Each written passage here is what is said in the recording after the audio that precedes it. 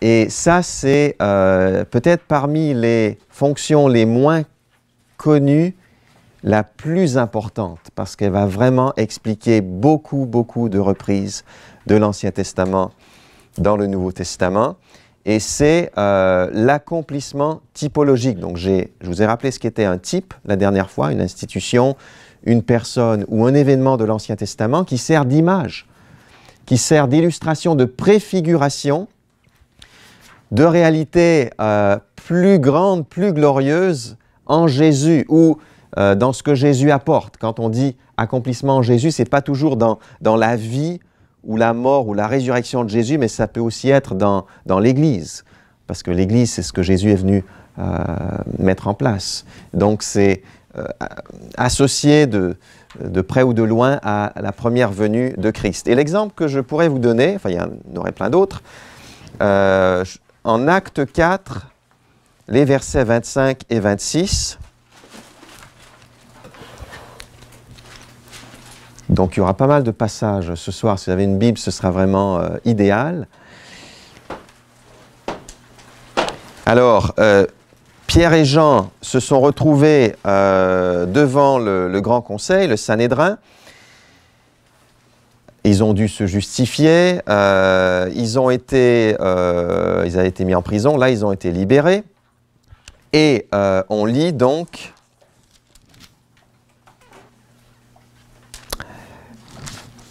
À partir du verset 23, sitôt libérés, Pierre et Jean se rendirent auprès de leurs amis et leur racontèrent tout ce que les chefs des prêtres et les responsables du peuple leur avaient dit. Vous voyez un petit peu le contexte suite à cette comparution de Pierre et Jean devant le Sanhédrin. Après les avoir écoutés, verset 24, tous, unanimes, se mirent à prier Dieu, disant, et là ce qui est extraordinaire, c'est que on voit que leurs prières sont vraiment empreintes de l'Écriture. Enfin, ça fait aussi, c'est un petit détail en passant, ce n'est pas l'objet de mon intervention ici, mais ça fait quand même réfléchir sur nos prières. Là, on voit qu'ils sont vraiment remplis de l'Écriture, et ils vont prier ceci, « Maître, c'est toi qui as créé le ciel, la terre, la mer et tout ce qui s'y trouve », formule qu'on retrouve à beaucoup d'endroits dans l'Ancien Testament, ce n'est pas un passage précis. « C'est toi qui as dit par l'Esprit Saint », alors là on va avoir une citation explicite, « qui s'est exprimé par la bouche de notre ancêtre David, ton serviteur, pourquoi tant d'effervescence parmi les nations? Et pourquoi les peuples trament-ils ces complots inutiles? Les rois de la terre se sont soulevés et les chefs se sont ligués contre le Seigneur et son Messie. » Ça vient d'où, ça, dans l'Ancien Testament? Du psaume 2. Et là, on va voir, donc ils viennent de citer une partie du psaume 2, de quelle manière ils appliquent à leur situation ce psaume 2. En effet, et là, ils vont rebondir sur des éléments du texte. C'est bien une ligue qu'Hérode et Ponce Pilate, les peuples étrangers et les peuples d'Israël, ont formé dans cette ville contre ton saint serviteur Jésus que tu as choisi comme Messie. Ils n'ont fait qu'accomplir tout ce que tu avais décidé d'avance dans ta puissance et ta volonté. Et après, ils vont demander à Dieu de se manifester, d'étendre sa main pour qu'il se produise des guérisons, des miracles et d'autres signes. Effectivement, ça va se produire dans la suite du récit. Mais là, ils font une lecture particulière du psaume 2, qui n'est pas un psaume prédictif. Donc, on en a déjà parlé un petit peu dans ce cours. Le psaume 2, c'est un psaume royal. C'est un psaume d'intronisation du roi. Quand le roi était intronisé, il était désigné fils de Dieu. « Tu es mon fils », disait donc Dieu au roi. « Aujourd'hui, je fais de toi mon enfant ou mon fils ». Et ce psaume pouvait être appliqué aux différents rois d'Israël, puisqu'on a vu aussi en 2 Samuel 7 que le roi Salomon, mais également ses descendants, étaient appelés fils de Dieu en tant que représentants de Dieu sur terre. Et donc là, le raisonnement, alors, en gros, le raisonnement des premiers chrétiens qui vont voir un accomplissement de ce psaume dans ce qui a été vécu par rapport à la crucifixion de Jésus, c'est le suivant. Parce que ce n'est pas l'accomplissement d'une prédiction, c'est plutôt l'accomplissement d'un type, ou même de plusieurs types interreliés. Pour eux, eh bien Jésus, il est le Messie. Ça, c'est affirmé clairement dans ces chapitres des Actes.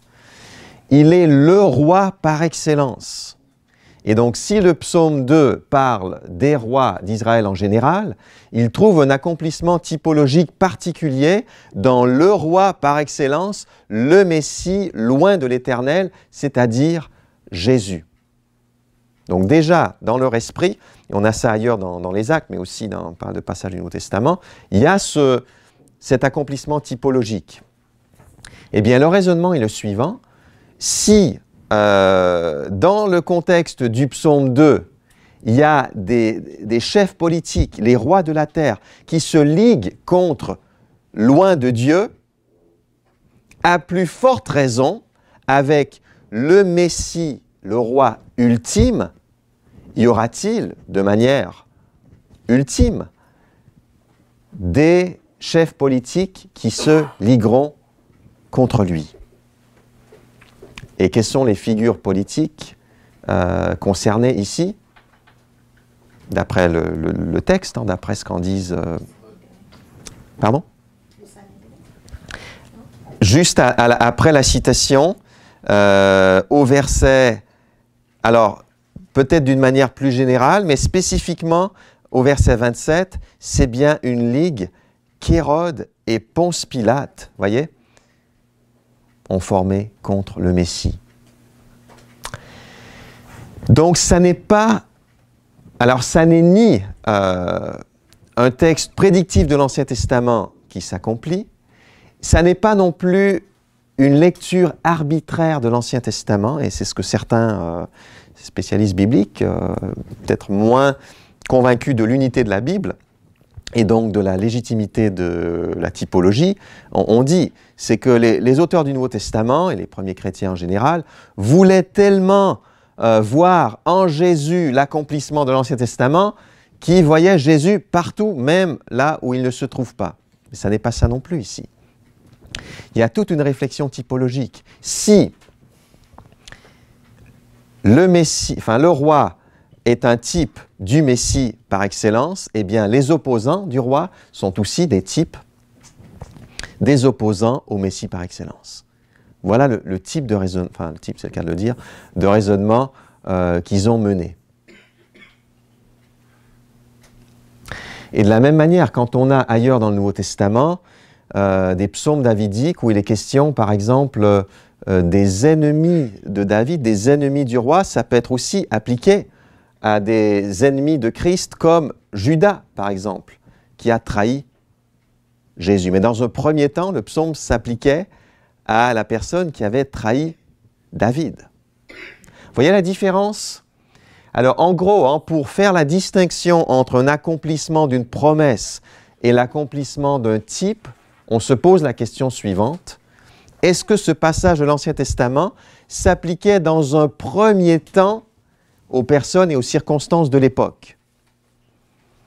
Et si la réponse est oui, il y a de bonnes chances pour qu'on ait un accomplissement typologique plus tard en Jésus-Christ. Alors, ce qu'on pourrait aussi avoir, c'est l'accomplissement d'une promesse en 2 temps, donc ça, c'est aussi possible. Mais si le texte de l'Ancien Testament ne concerne pas la situation de l'époque et qu'il ne concerne que l'avenir, là, on n'est plus dans de la typologie. Là, on est dans l'accomplissement d'une promesse ou d'une prédiction. Donc ça, c'est assez courant dans le Nouveau Testament. Ça va pour l'accomplissement typologique?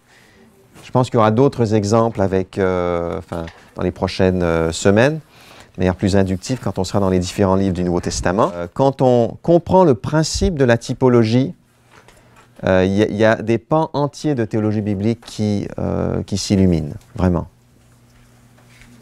Et ce qu'il y a derrière la typologie, c'est un Dieu souverain. Ce n'est pas seulement une illustration, etc., sur le plan littéraire. Mais dans l'histoire, Dieu a choisi d'intervenir selon des motifs répétitifs. Et ça montre bien qu'il contrôle absolument tout.